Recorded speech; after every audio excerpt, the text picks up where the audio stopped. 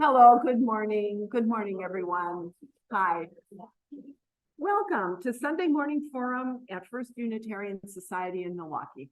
My name is Lorraine. I'm co-chair of the forum group, and with me as co-chair is Mark, who is, you almost can hear the wind. He's up skiing in Wyoming or someplace, so he's out on the hills. Thank you very much to George and Bruce, who are keeping the computers going. So thanks for that. Just a quick note, there is a basket on that table next to the door. And that is, if you would like to make a donation and wonder how you could put it in that basket. And that's for expenses for the forum. It could be a computer widget or a microphone or something like that. And then if we're ready.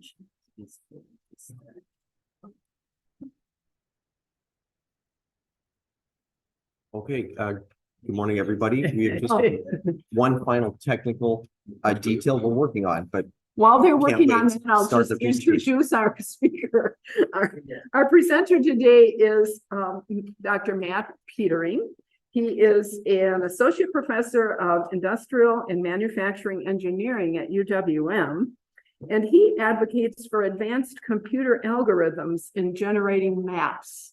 And he'll explain how that works and how it's worked for him so far. So, Matt Petering. Thank you very much, everybody. Thank you, Lorraine, for that introduction. We are still trying to get the sharing of this PowerPoint presentation in the Zoom meeting for everyone who's online, as well as so we could see it up front here. Please bear with us. I'll be right there.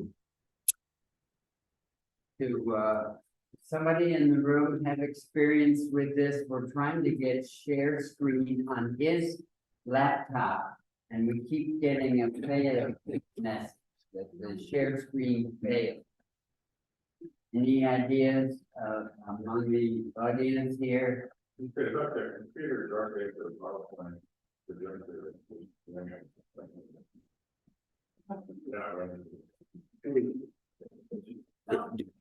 Have I been given permission? Do I have permission to share? Have I been? You are almost.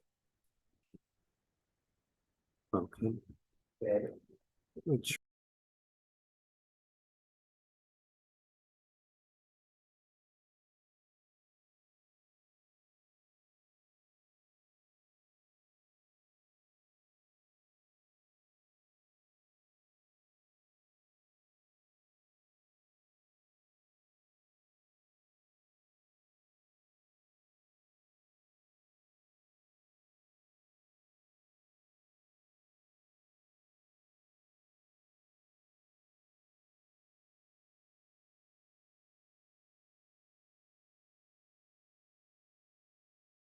So we could see some of the slides and see some of the maps.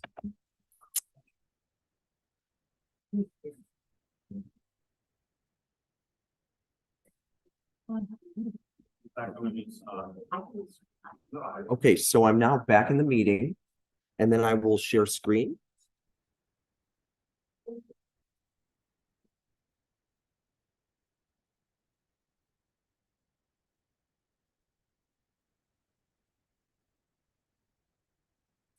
Which did fail. I've never seen this before, to be honest, where I've failed to share screen.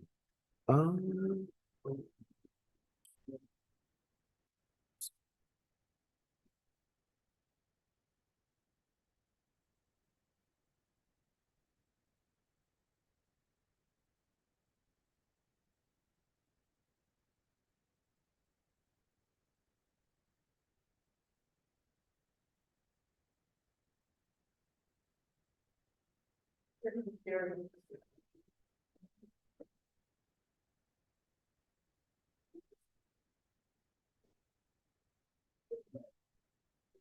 an Apple user?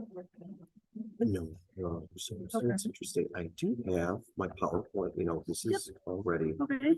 and then I'm in the meeting and just trying to share. Yeah. Let's, Oh, maybe, okay, so maybe just share my, okay. let's go ahead and No, do let's, this. no, let's do this. Okay. Actually, fail. I've never seen that. It's funny, if I go back, it's failed. Yeah, Um, that is odd. I have not seen this. Do you have it on a I do, flash drive? yes, Let me bring it over to this computer and okay, see if we can share it there. okay. And then you might just have to like manually tell people. These to- wonderful when we're- Headache when it does.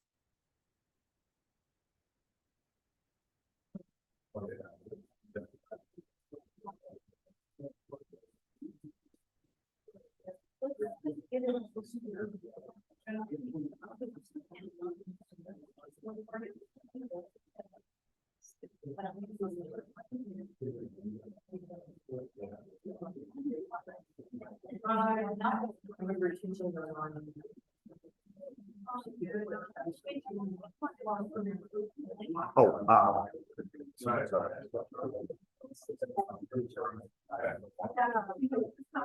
Yeah. yeah.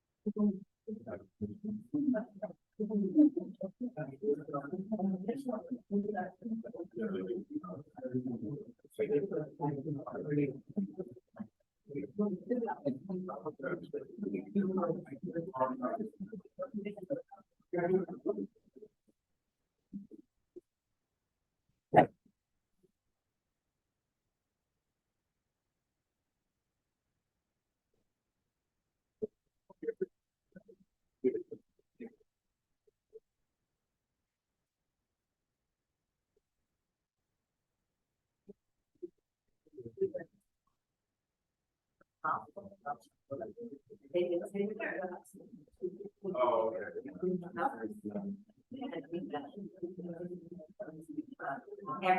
Yeah. I was very good.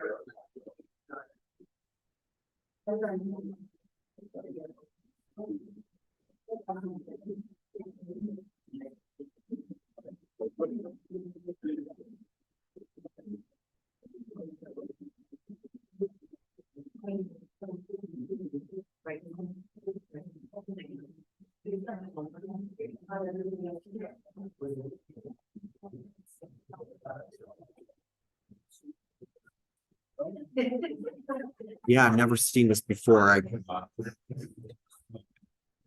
tried two browsers. I'm not sure why it's not working. On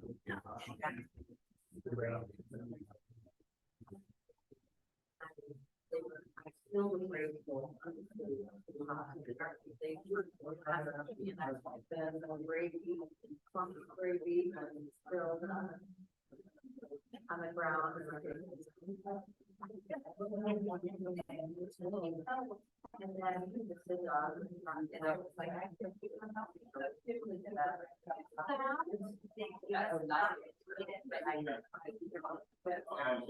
was like flipping.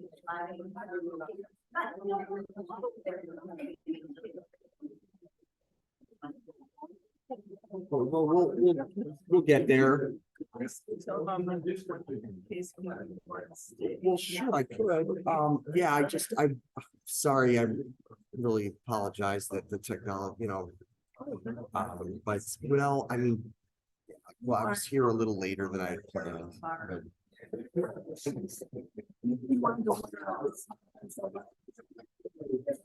Okay, great. Okay, well.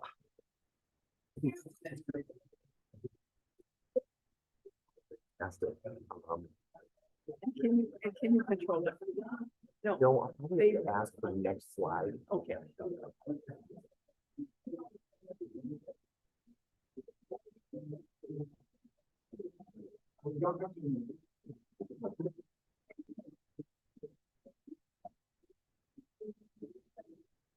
Works. Let's see.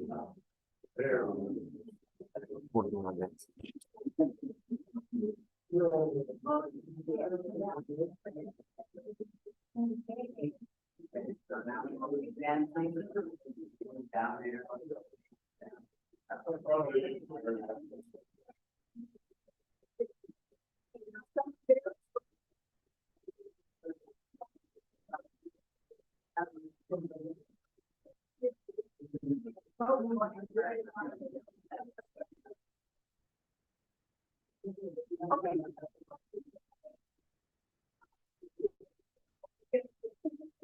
We're gonna get started and Matt is ready to go. Sorry about the computer stuff that happens often. If you can stay a little bit past 11:15 or so, you might be able to stay a little bit to get some last words or two. So just so you know, and Matt, thank you so much for the patience. Okay, thank you so much, Lorraine. Good morning, everybody. Thank you so much for inviting me to your Sunday forum. I'm honored to be here. My name is Matt Petering. I'm an associate professor of engineering at UW-Milwaukee. And you're probably wondering, why is a professor of engineering talking about something political? Okay, so we'll explain this in a few minutes here. So I want to talk about what is a fair map, the latest on legislative redistricting in Wisconsin. Next slide, please. And so here's an outline of my talk. I'm going to go kind of skip through quite a bit of the beginning stuff. But I do want to talk about, what is political redistricting? What is gerrymandering? And then talk about what is a fair map. And then at the end, discuss an algorithm that I've designed to create fair maps. Next slide, please. Okay, so let's talk about what's happening right now in Wisconsin. So this talk is very well timed. Next slide, please. So Wisconsin will get new maps in 2024. As we all probably know, the Wisconsin Supreme Court struck down the current state legislative map on December 22nd. And that's the map of our 99 state assembly and 33 state Senate districts. Next slide. So why were the maps struck down? Well, they were struck down because more than half of the districts were not contiguous. The districts were not connected units. In fact, about half of the Wisconsin State Senate districts, which are shown here, were not connected units. Next slide, please. So here's just a zoom in of the Madison area and some districts that were not connected. So you can see the Swiss cheese kind of phenomenon happening. And this is happening all over the state, actually. And so here we have Lake Mendota, and you can see there's little pieces of other districts inside of other districts, and these are not contiguous connected units. And this was not complying with the Constitution, which says that the district should consist of contiguous territory. In fact, the districts had not complied strictly with the constitutional requirement for probably about 70 years. I think it goes back to the 50s. And I think the problem got a little bit worse and worse gradually as municipalities were allowed to annex non-contiguous territory to the municipality gradually. And this process kind of got out of hand. And this is what we ended up with in 2022, 2023, and 2024 now. Up next slide. So what are the latest developments? Okay, great. So on January 12th, 7 map proposals were submitted to the Wisconsin Supreme Court from myself, Petering, Governor Evers, the right petitioners, interveners. They are a group of citizen mathematicians, probably allied. My impression is they're allied with a group out of Tufts University that's been doing a lot of work that involves mathematicians and people in geometry. People outside political science looking at this issue, kind of like myself. There's also the Clark petitioners. That's the Law Forward firm out of Madison that brought the case initially. There's a group of Democratic members of the Wisconsin Senate also submitted proposal, as well as the Johnson respondents, interveners. They are represented by Will, Wisconsin Institute for Law and Liberty, and then the Wisconsin legislature. So the 7 proposals were submitted to the court, including one by myself. Click. Now, my proposal was disqualified by the court 5 days later. We'll talk about that a little later. Click, please.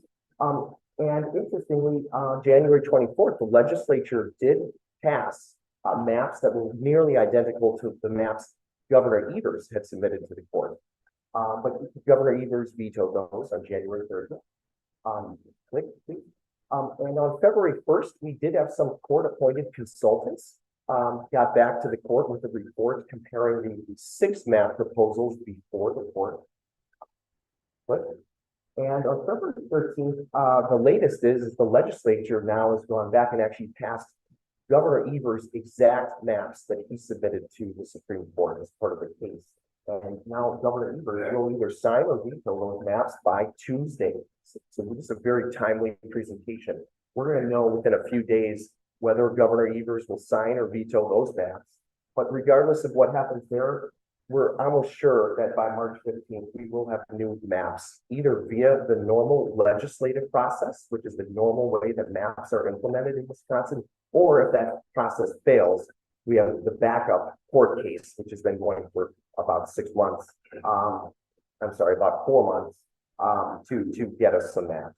So anyway, so that's the latest on political redistricting, but let's back up a bit, just to review, what is political redistricting? Click. So here, political districts are fundamental to our democracy, but they are redrawn every 10 years based on the latest census data. We have 4 types of districts for Congress, state Senate, state House, and local districts. And politically, oh boy, see, I have a lot of animation in these slides, so it's nice to have a clicker, but well, thank you. I do have a clicker, so I appreciate it. Maybe I'll do that. Okay, so political redistricting, we do it to equalize the district populations to compensate for population movement. But the critical thing here is that it dramatically can affect which party is in control of a state legislature or Congress. And here's the maps of how our congressional maps in Wisconsin have changed over the decades. From the 70s, 80s, 90s, and early 2000s. We used to have 9 congressional districts, but then in early 2000, in the rightmost picture, we lost a district and only had 8 from that point on. Okay, so that's just a review. Now, what is gerrymandering? So it is people would usually agree that it is the manipulation of election district boundaries to give one political party or incumbents from both parties an electoral advantage. And the question is this a problem? And we're going to give 2 reasons why it might be a problem. But here are some pictures of districts. Now, these are not the latest, I apologize. These are from the previous set of congressional districts from different states in the union here. And but we can see some really weird shapes. So that definitely, I think people, when they see weird shapes, they think about gerrymandering, think something's wrong. Now, here's another look at gerrymandering, though, it was whether or not I'd like to stop here. Yes, are most states' congressional delegations, are they a proportional representation of the voters in the state or not? And I think some people, when they see a lack of proportionality, they do believe there's something kind of not right there either. And some people would call that gerrymandering. And so I did an analysis with my PhD student at Milwaukee, UW-Milwaukee.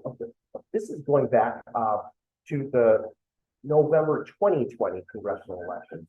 To kind of compare how many, let's say, how many seats in Congress did each party, let's say, deserve to win in each state versus how many they actually did win in each state based upon the total percent of votes. So for example, California has 53 House seats.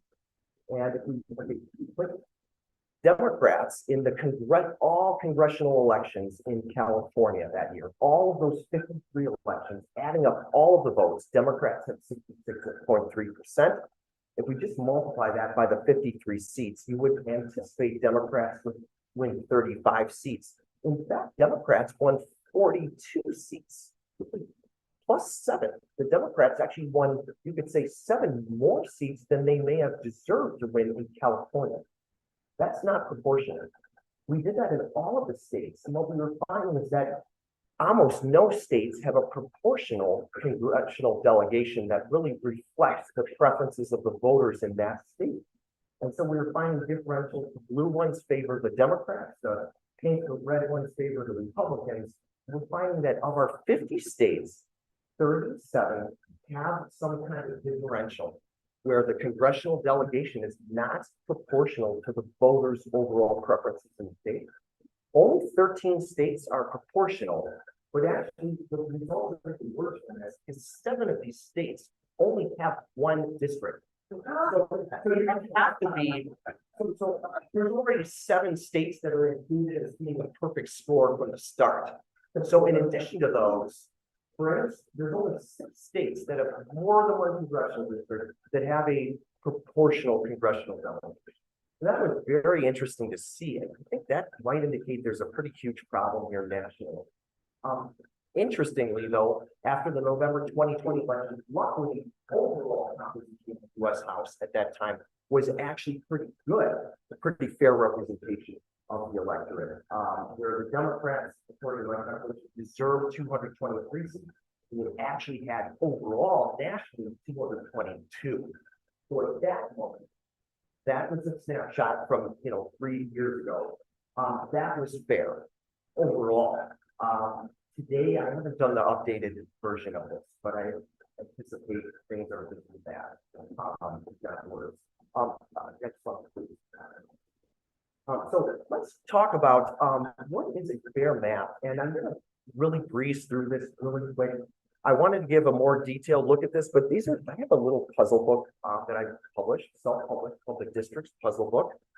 If you guys like Sudoku or logic puzzles, this is right up your alley. So feel free to have a look if you'd like afterwards and take a look at the book. But I published this, and we have a lot of puzzles here about gerrymandering puzzles. So let's put the examples of puzzle are, let's keep putting here. Let's say you're given this region. Let's imagine this is a state that has 36 communities, and each community has 1 number in it that is either bold, which would represent party A having power there, or an outline number, which would represent party B having power there. And the number in there shows how much the square or the community favors one party versus the other. And now the challenge in this puzzle would be, and we have many examples of this as well, divide the state into 9 districts of equal size in 3 very different ways. One, you could divide it so that party A wins 7 of 9 districts, each by at least 4 voters. You can do it so party B wins 7 of 9 districts, each by at least 2 voters. And those are kind of rigged maps that rig in either favor of party A or party B. You can also make a fair map if each party wins 3 districts and 3 districts are tied. So briefly, let's just take a peek at what the solution looks like. I think it'll represent, let's put okay, just a reminder, the total number of party A voters is equal to total number of party B voters and throughout this whole state. And these districts should have kind of the shape of like a Tetris shape when we make the districts. So let's click and see the solutions. Let's do 3 clicks here. These are the 3 solutions to the puzzle. This is A.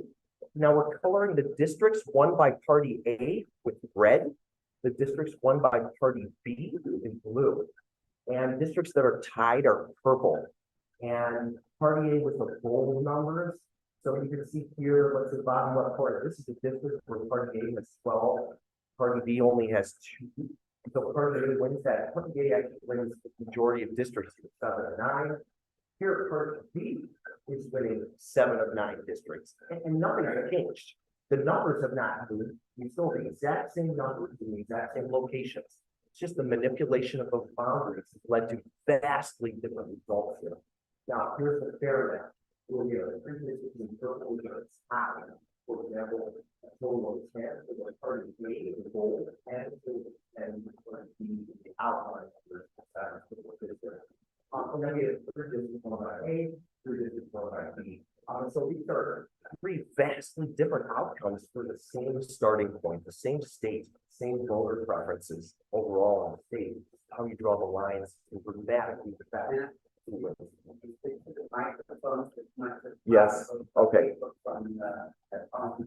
Sure, my apologies. Okay, great. So, anyway, I think we'd agree that the first two maps are unfair and the last one is fair. And so this is kind of an illustration of what we think in our gut is fair and unfair. And this is already kind of complicated. Okay, but this is really, to be honest, very simple compared to Wisconsin. Okay, to make a fair map in Wisconsin. So let's go forward to the next slide. And so let's talk about what is a fair map in Wisconsin today. So this is much more difficult. We don't have 36 little pieces we're assigning to districts. Wisconsin has 7,000 voting wards. Each of those are typically treated as indivisible pieces. We're assigning to districts. We're not making just 9 districts. We're making 99 state assembly and 33 state senate districts. So each one of these little pieces needs to be assigned to an assembly and senate district. And so here is where we're going to see there's a lot of criteria that come into play in determining what is a fair map, because a fair map also needs to meet basic legal requirements to begin with. And so if you're making a map, what are some of the fundamental legal requirements? Well, we do want at the top here, population equality. And these are requirements that are, we're going to just stop here for a moment, that are generic for all states. And we do want population equality. Typically, most states will allow their districts to be within 5% of the average district population. So plus or minus 5% of population, all districts have to be that close to the ideal or average district population. We want our districts to be contiguous, connected pieces. Now on the right side, there may be selfish interest by incumbents and members of the legislature who may want something. Now down below, we see in the green, what's in the Wisconsin Constitution, or the Constitution of most states, I should say. We're still talking about generically here for all states. So we want compact districts, nice shapes, no salamander shapes, no snake-like spaghetti shapes. We want to keep counties intact, not to split them by districts as much as possible.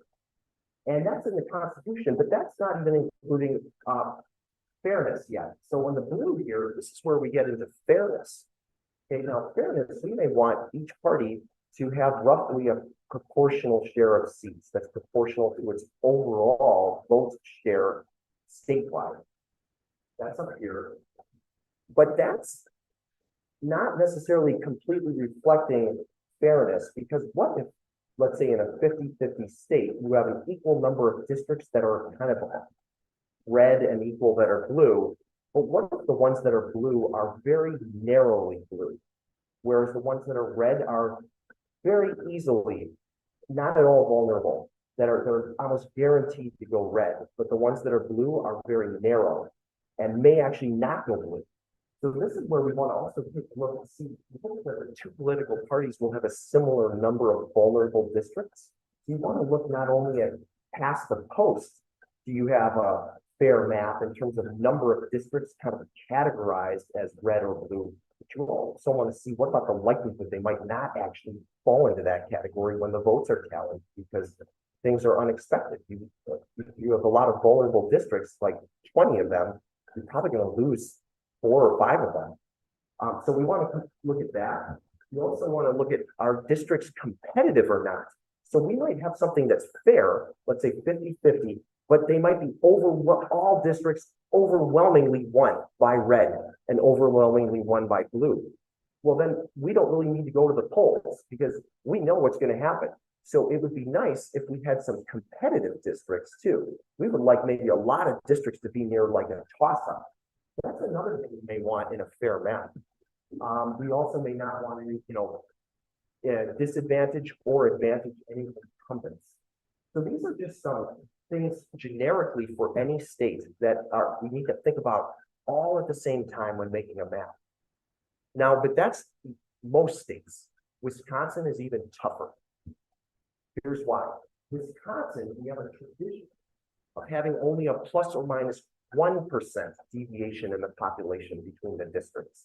We are one of the 5 strictest states in terms of that population deviation.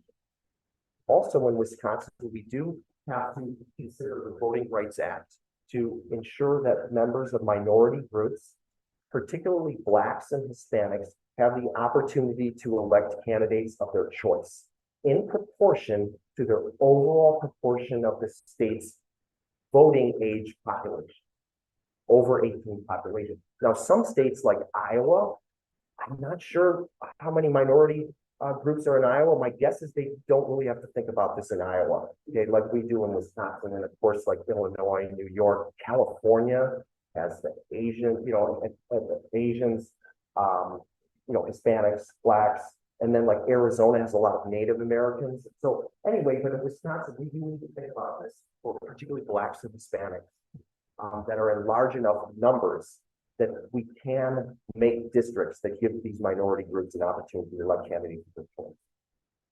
But the biggest thing that makes Wisconsin hard is that we have this nesting requirement in the Constitution that says 3 assembly districts must be nested in each Senate district. When you number the districts, assembly districts 1, 2, and 3 must comprise Senate District 1. Assembly districts 4, 5, and 6 must comprise Senate District 2. This greatly ties the hands of the lawmaker, of the map maker. Okay.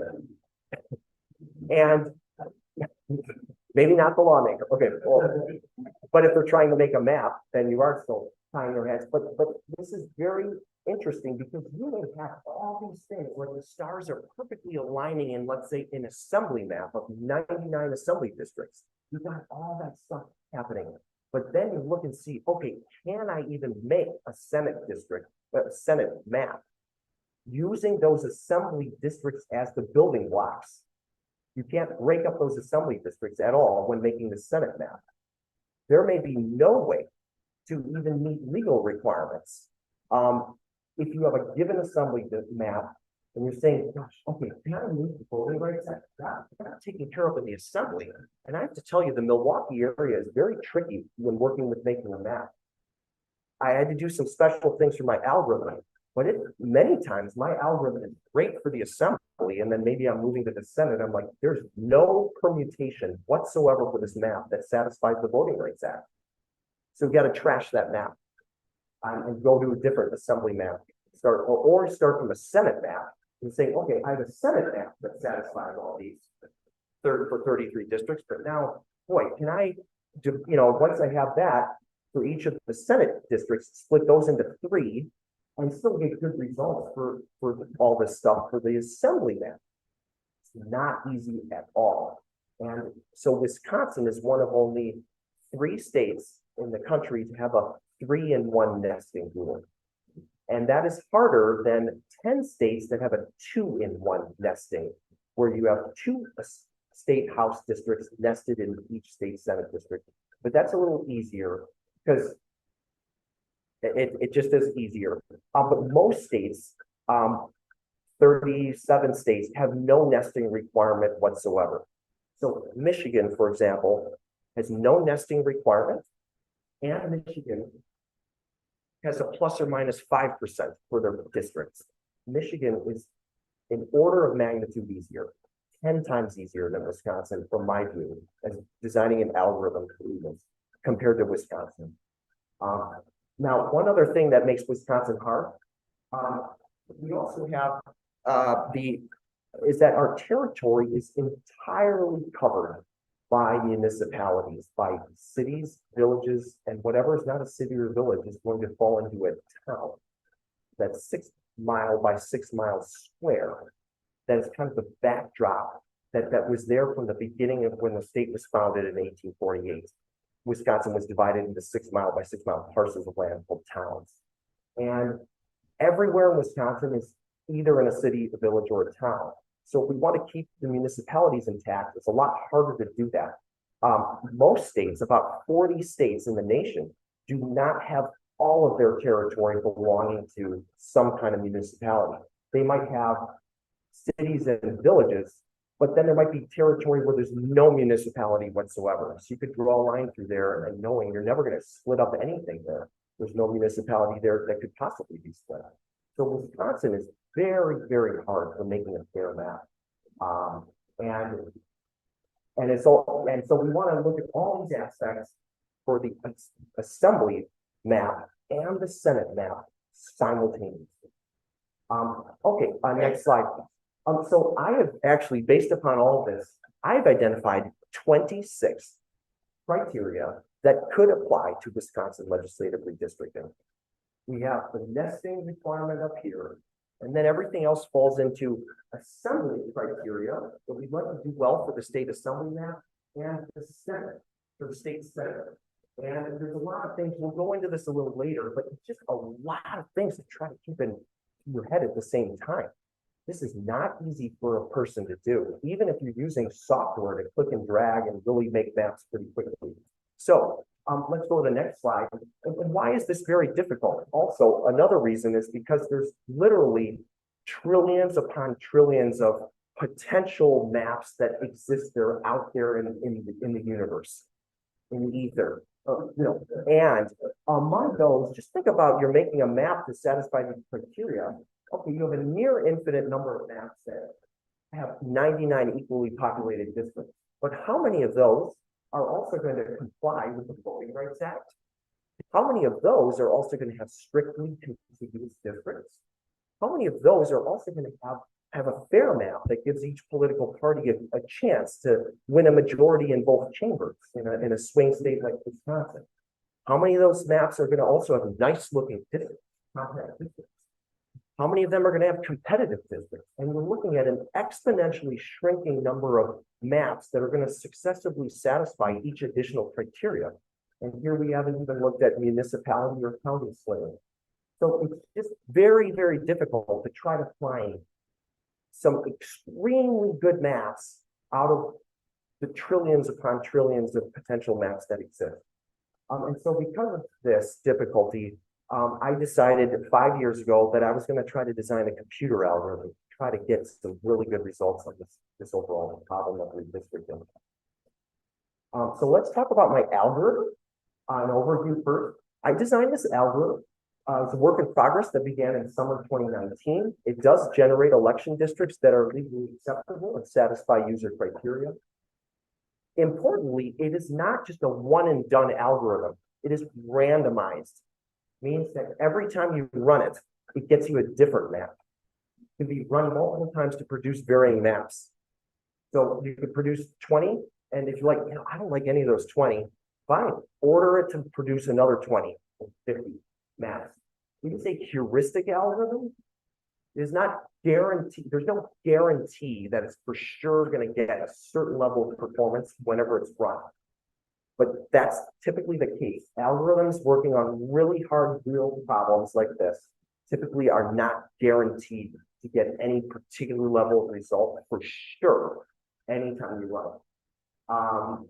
But actually it does very well, as we'll see, regardless of the lack of actual proven guarantees.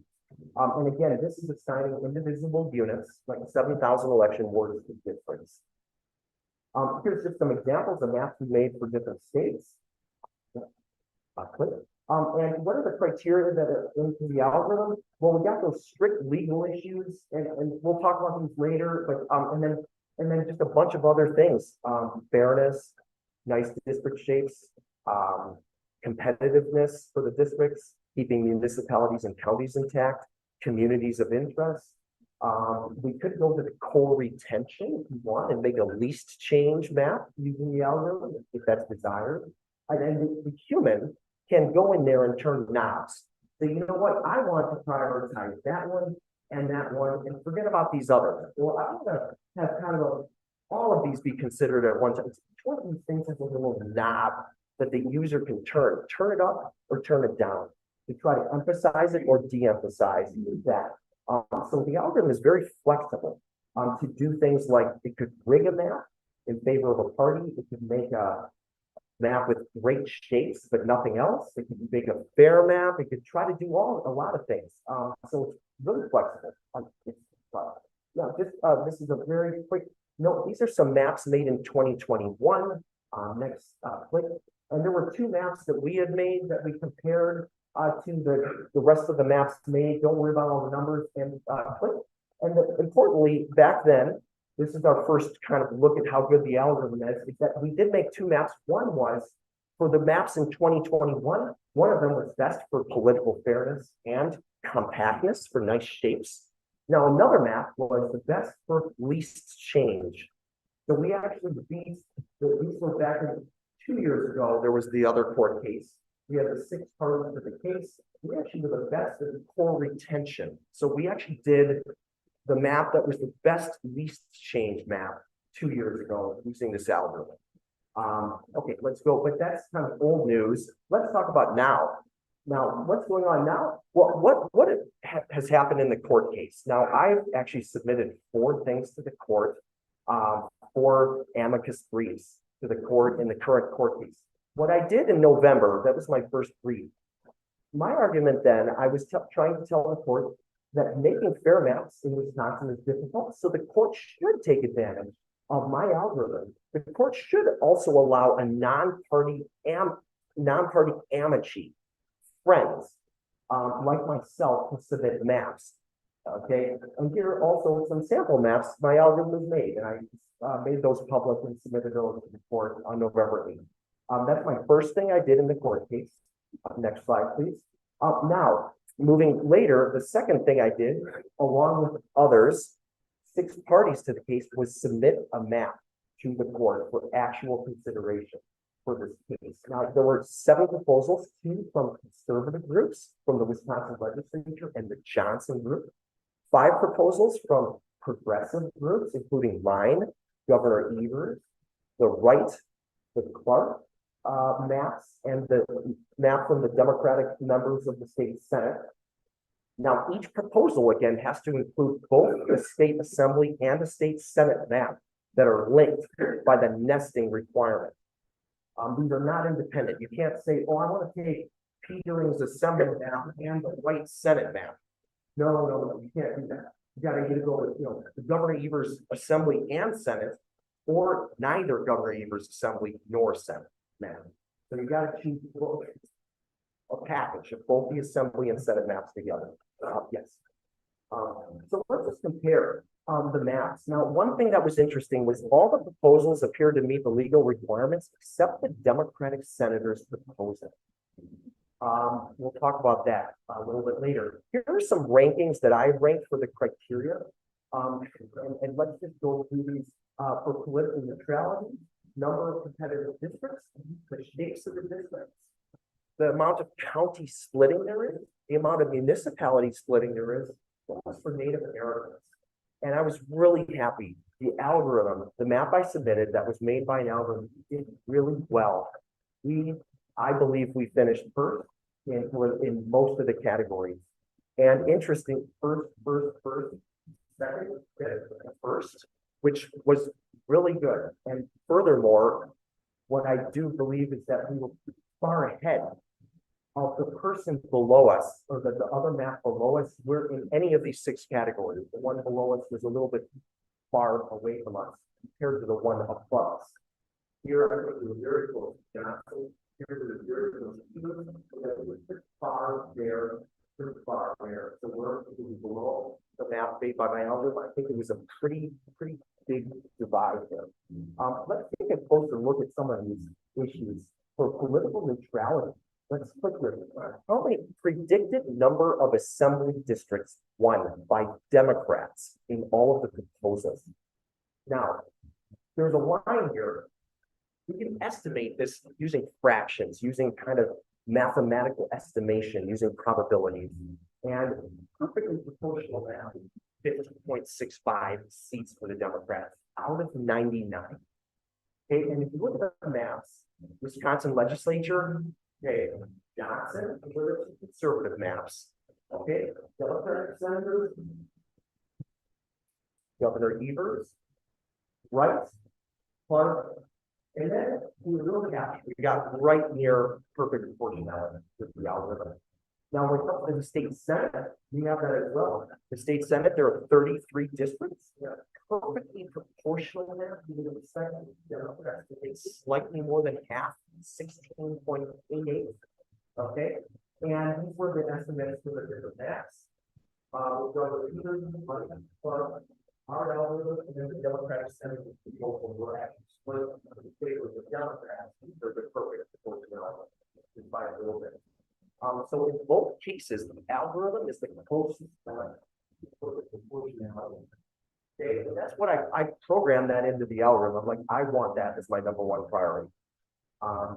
Political neutrality, political fairness. Okay, let's go to the next slide. Another way to measure that is using what's commonly known as the efficiency gap. This is kind of just the lower it is, the better, and the more politically neutral the map. And we have the results for, we want to be near 0 here, and we have the Assembly and Senate map in each proposal. Here again, this is basically the same ordering of the maps you saw on the slide, using a little bit of a different metric. But in a swing state like Wisconsin, almost all the metrics are going to lead to the same ranking of the proposal. So again, very longer, and the Democratic senators were the second best, and Clark and Wright and Governor legislature. Yes. And this is just a slide of looking at majoritarianism. If you would populate a map with historical election data from any one of 13 statewide elections in the last 6 years, would the candidate that won the popular vote in that election have carried a majority of districts if the districts were as proposed by the different proposals? And we're finding there's 13 results for the Assembly, 13 for the Senate, with the possibility to have 26 elections where you agree with the majority rule. You're going to have proposals 23 or 26. So that's the proposals that are before the court. And so we're very happy about how the algorithm did. Okay, next slide. Also, with number of competitive districts, we have the most competitive districts. In the state senate, we have 5 with some other proposals that are 10 competitive districts. But in the state assembly, we were quite a bit higher than any other proposal. Next slide. These are compacted scores. This is how nice the shapes are on average. One more time. What the key is this score here, the higher the better. And you can see the numbers here are kind of 1.2, 1.3, 1.52. That's significantly better than second place for the shapes of the district. And let's take a look at some of these shapes. So this is the proposal with what was judged mathematically to have the worst shapes, the legislative proposal. The next one. This is the law forward proposal. And you know, I do have to say, in my opinion, some of these districts are looking not that great with the shapes over there. Now, I mean, I think it's not a bad proposal, but when you look at compared to what my algorithm did, I don't think it quite got the job done on the shapes. Okay, next slide. This is the Democratic senator's proposal. Next slide. We're getting better and better with the shapes gradually.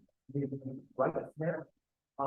This is a little bit interesting over there. Next snap. Now here we're getting some improvements. This is Johnson map submitted by the Will group. the shapes of the different chairs are starting to definitely improve, I would say. And then the next map, the Evers map, slightly better overall. That's good. It's pretty good performance there for the shapes of districts. Yes.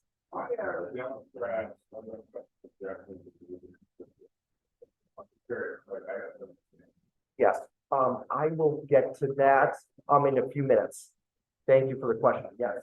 And then let's go one more, this is my proposal, and I was really happy, I think the assembly districts, I mean, there's a few that are super great, but you can kind of see the shapes are pretty good all around, and that is area with a bunch of squares, a lot of really happy with the way the shape of the map, and this is the most fair map as well, and has the most number of competitive districts. So we're really happy about it. We feel this looks really good. We did get an endorsement from UW-Milwaukee, 3 hours before the court disqualified us. So on procedural reasons. Okay, next slide. So on district shapes, you did very good again. Very good. Next slide. Let's take a look at county splitting. We were second. People got some that. County splitting. How many counties we put in the South and Senate? We did better than 5 of the 6 maps besides ours. Number of time municipalities are split. This is where we didn't do so good. Yeah, I'll do this here. Yeah, although it's pretty close to here. We didn't do as well as some of the other maps. We were in 5th place out of 7. Next slide. Now, here's one other thing with communities of interest. A lot of groups did recognize Native Americans were a particular community that had a lot of merit to its claims to be considered as a community of interest, as well as they have very well-defined boundaries of their reservations. We just look at the 2 assembly and 2 Senate districts with the most Native Americans in that, in all the proposals. And what percent of the population is Native American? Well, you know, rank is kind of the lowest concentration of Native Americans to the highest. And so my map had by far the best concentration of Native Americans. Looking at trying to get them into a few districts where they have maybe a little more Indians. So we did very good there. A couple of Native American districts, we found 2 of them, more than 12% Native American. We know that African is 2% American. So we were very happy about that as well. Next slide. So in conclusion, I believe my proposal does show the advantage of using a powerful computer algorithm to make maps. I think we did very well. Next slide. Let's take a look. Where was the other proposal? This is the White proposal.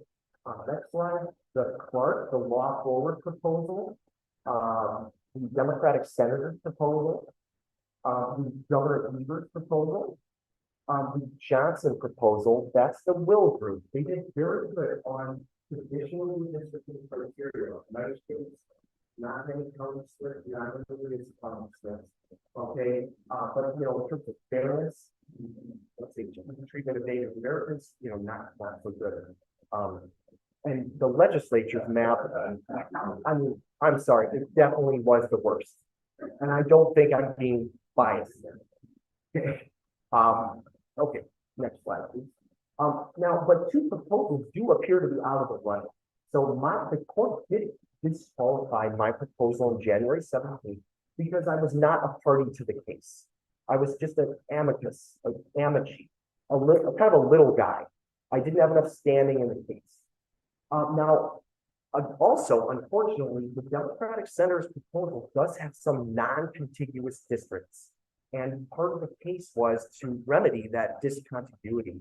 But so their proposal, I would be stunned if the court selected it, because the court was knocked down the current map because it wasn't contiguous. And for them to select the Democratic Senators with a little bit of catch-up work on those areas that we didn't get contiguous, I'm sure the court would be doing that.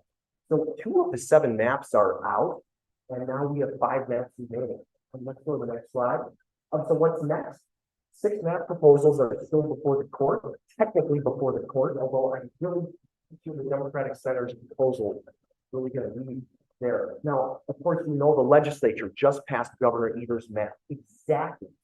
And Evers has until Tuesday to to either sign or veto it. This is again the map. The assembly map that Evers has submitted, and that has now been passed by our legislature. And whether or not Evers signs or vetoes, for sure, either via the legislature or the Supreme Court, we will have new maps by March 15th for our new election. Now let's go to the Evers map, because that's what we're looking, a lot of people are thinking, well, how good is the map and where is its strengths and weaknesses? Now, I would say, certainly, if you look at political neutrality, clearly we can see why did the Republicans pass that map to the legislature. It is because they thought there's not much of a chance that the court will select. These are the two conservative maps submitted to the court. The legislature just thought it's probably unlikely that our, liberal majority Supreme Court will select either of the conservative map proposals. So now we're left with, these not mine, but the four up here. But among those, the Evers map is the most advantageous for the Republicans, narrowly. But hey, if you're a Republican looking at trying to stay in control of the state assembly and state senate, and it's got to be one of these four proposals, and even if this is only maybe 0.8 seats better for the Republicans than that one, you're going to do it. You're going to try to get that into law, and I think that's why the Republicans have passed that. And they got their ducks in a row really quickly, because there's a lot of their incumbents that are going to be out because they're paired against other Republican incumbents. And maybe you don't know who's going to win that battle in that district that Evers has drawn, but one of them is going to lose. So somehow they got their ducks in a row really fast to get that through the legislature with no modifications compared to Evers' proposal. I mean, I'd say hats off to them for their ability to do that quickly to get this done. They have a pretty good now obviously I submitted a progressive map proposal, but I do want to say that Republicans have a very efficient way of getting stuff done within their party. Very impressive how they got that done so quickly. Now, how is Governor Evers' proposal? What about the chances of the Democrats winning a seat majority? Now, here is where these are the proposals, right? Now, this is a metric I invented where I'm using some simulation to estimate the chances that each party wins a majority in the Assembly and the Senate. So certainly, compared to the conservative proposal, look at the current mix, which is essentially this one. The Democrats basically no chance of getting a majority in the Assembly or the Senate. Okay, and also the Johnson proposal, the Democrats almost no chance of a majority.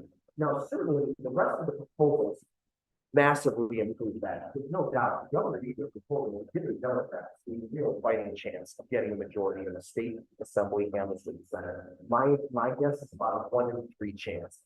Now, of course, a lot can happen, but just based on the numbers, that's my estimate. There were some proposals that were a little better. The law forward, the citizen mathematicians right proposal had those percentages maybe about 40, about 40 or 40 on average. We're going to do that for the Democrats' chances of getting the majority. The Democratic Senator proposal was very good for the Democrats in the Senate. We'll give them a 2 out of 3 chance, basically, of getting a majority in the Senate, but only about a 20% of a majority chance in the Assembly. Now, I do have to say, I would say maybe a little too bad. My proposal was there, but I felt my proposal was really being very fair because it's going to be our party that has overall total votes statewide that's at about 51.2%. In Wisconsin, that we should probably be, more likely to get a majority in England. So my map proposal is about 2 chance for the Democrats to get a majority of seats. So this is, I think, we'll see what happens, but I certainly the Democrats agree with the map are going to have a real fighting chance of getting a majority of seats. And it's going to be a really close, election. Everyone's going to be on the edge of their seats on both sides, watching those regions. So I think that's all I have for you. I really apologize that I was not able to get the technology set up early enough, but I'm really delighted to be here and stay for a while to answer any questions you have. Thank you so much.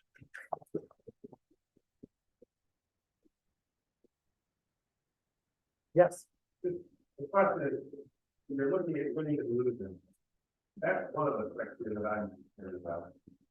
But one of the things I think most of having that in the model of the legislature and it's not that we want to be in Democrats and Republicans, but just have people that actually will be looking to compromise. So if you have districts that are even partially competitive, you can't get someone who is so to the far right or the far left. You have to work with the middle. So how does that your map, everybody else can kind of bring everybody back? yes, and yeah, okay, yes, so the question is, not looking at kind of who's gonna win, because that's a very competitive view of things. But maybe looking at, are we gonna have a more, cooperative overall, environment in our, Capitol building, where members of the state assembly and state senate are willing to compromise with people of the other party to just get stuff done for the state. And I think that for me goes to probably the competitiveness of the districts. The more competitive districts we have, I believe that's going to make the candidates a little more always on their toes. If they just won an election by 1%, they're going to really be watching every move they make that next 2 years while they're in the assembly. But if they won by 20 or 30%, they may be, hey, I could do whatever I want. I don't, don't need to, I could, not even work very hard and I'm still going to be reelected. So I do believe the competitiveness of the districts is very important for that. And if we go back to that, it's a little ways back, but in terms of that, George, maybe go back a little ways here. But so my map did have the most number of competitive districts among the proposals. If we could go quite a bit back, maybe like 50 clicks. Somewhere like that. I'll tell you when to stop. Oh wait, yeah, further back. We're gonna. Oh, wait a second. No, maybe further. I'm sorry. Keep going forward now. Oh wait, stop. Oh wait, next one. Oh wait, no. No, can we go back? I'm really sorry. Okay, we gotta go back and forth these maps. Let's take a look at the number of competitive districts. So we want to go back to the chart. One before this one. Yes. Okay, thank you. Let's take a look at this. So this is the number of districts that are within 45 to 55% range. We take 6 recent statewide elections and average them. These are the most recent 2 elections for presidents, 2 elections for U.S. Senate, 1 governor's race, and 1 attorney general race. We average those results in the district. And see the proposal and the proposed district. How many of those fall in this range of that positive of those 6 elections? Well, you can see that the Euclid map has only 1 more competitive district than the current map. And this map submitted by the Wisconsin legislature is very, very similar to the map that was just struck down. That was a bit criticized for not having a lot of competitive districts. And so the Euclid map is struck 10 in the Senate instead of 9, but otherwise has not a lot, only 14 competitive districts in the assembly. And whereas, some other people have more. My favorite among the ones before the court is the white. So my maps, it appears out of the running unless the consultants are ordered to make a new map by the court, which I have to ask them to do. And I encourage them to do that in my base. But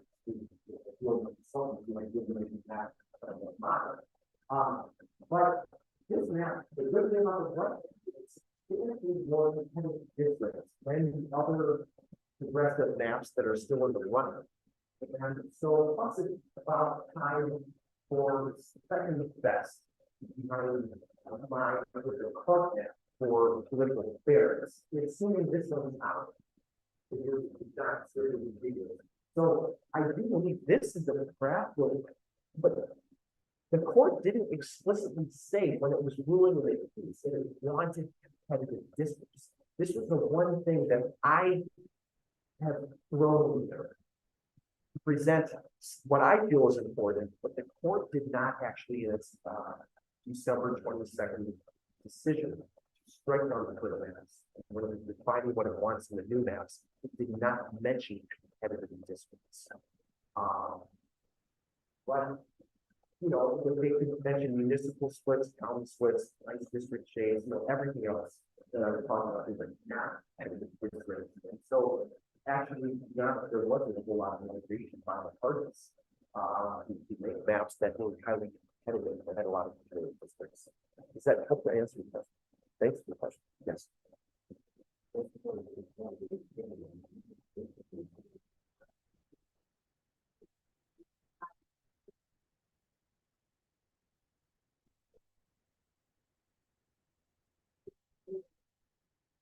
Yes, so the question or the comment was, yes, so this is all kind of data and it almost makes it look like everything's set in stone by a proposal when in fact it's not at all, right? That the people will make the decision at the ballot box, people can change their mind and people can move from one district to another, change the parts and makeup of each district.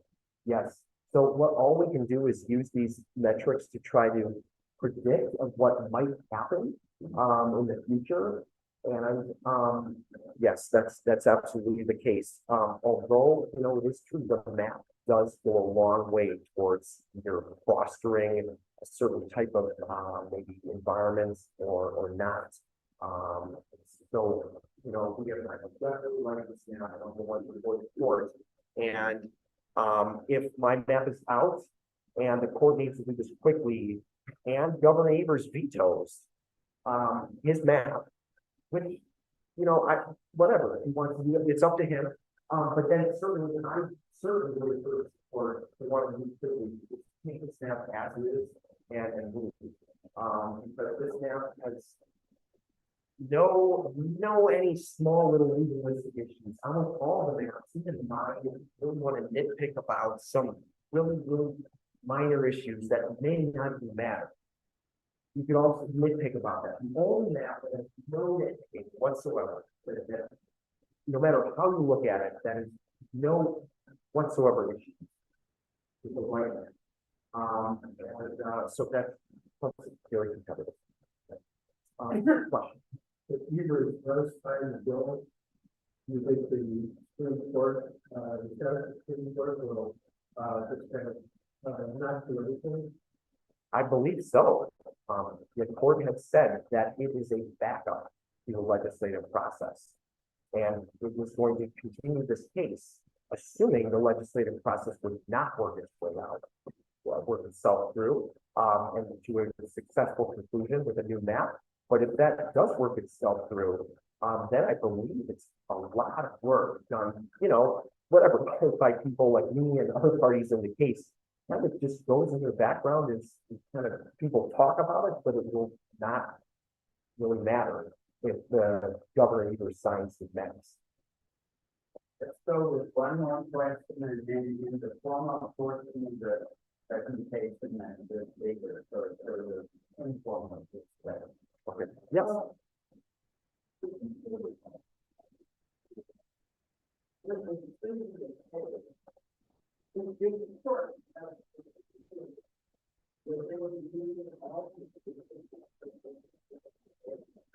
Well, yes, I believe so. The consultants that the court hired to help advise it also has graphs and charts of things like this in their report that they delivered to the court on February 1st. This is really, I believe, a different type of court case that clearly justices are usually looking at. I would believe they are a two-sided case where you only have two parties and you have to say who of the two is correct. And there's like a binary decision, like, you know, is it the plaintiff or is it the defendant?